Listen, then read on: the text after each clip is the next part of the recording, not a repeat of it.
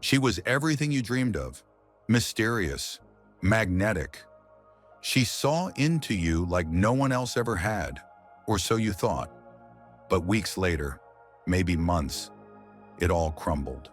Not because she changed, but because something inside you shattered. Carl Jung believes this woman, the one who haunts you, might not have been real at all. Not in the way you imagined. Because what if the woman you're falling for isn't her? What if she's you? Stay with me until the end of this video, because what I'm about to reveal could flip your understanding of love upside down. And at the end, I'll share a secret Jung never said outright. A truth hidden behind every ideal woman you've ever chased.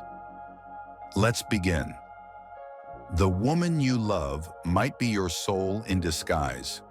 Carl Jung proposed that every man carries within him a powerful image, a psychic imprint of the feminine he's been building since childhood.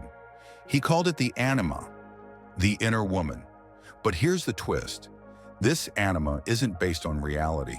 It's based on projections, myths, wounds, and longing. That's why sometimes when a man meets a woman, he feels an instant connection. Not logical, not gradual, just fated. But it's not her he sees. It's his own unconscious wearing her face. The anima is a living symbol inside the male psyche.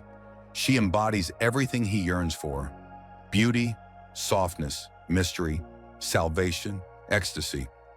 But no real woman can match her, because she's not real.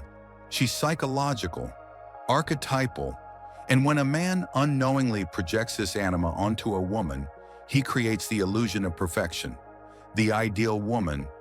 But idealization always leads to disillusion. Why she can't be who you want her to be. At first, the relationship feels electric. You say things like, "She completes me," or "We just understand each other without words." But over time, reality knocks on the door. She starts to have opinions, flaws, emotions you didn't script for her. She becomes real, and the dream begins to die. That's when many men feel betrayed, not by the woman, but by the collapse of their inner fantasy.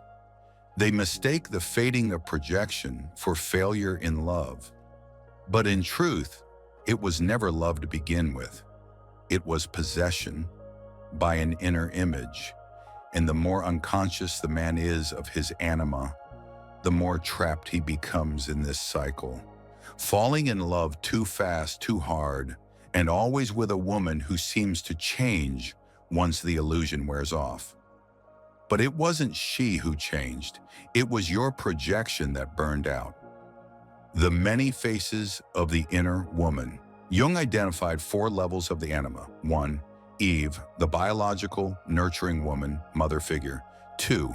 Helen, the romantic, sexual ideal, passionate but often shallow. 3. Mary, the spiritual and virtuous woman, idealized purity. 4. Sophia, the wise, integrated feminine, a guide to the inner world. As a man evolves, his relationship with each face of the anima changes. But if he fixates on just one, like the seductress or the saint, he will remain imprisoned in illusion. Anima as a guide or a curse. The anima is not evil, but she is powerful. She can lift a man into artistic genius or plunge him into madness. She shows up in dreams as a siren, a dancer, a goddess, a mother, a child, or even a monster. Each appearance carries a message. Go deeper. I am not who you think I am. I am you. When ignored or rejected, the anima turns dark.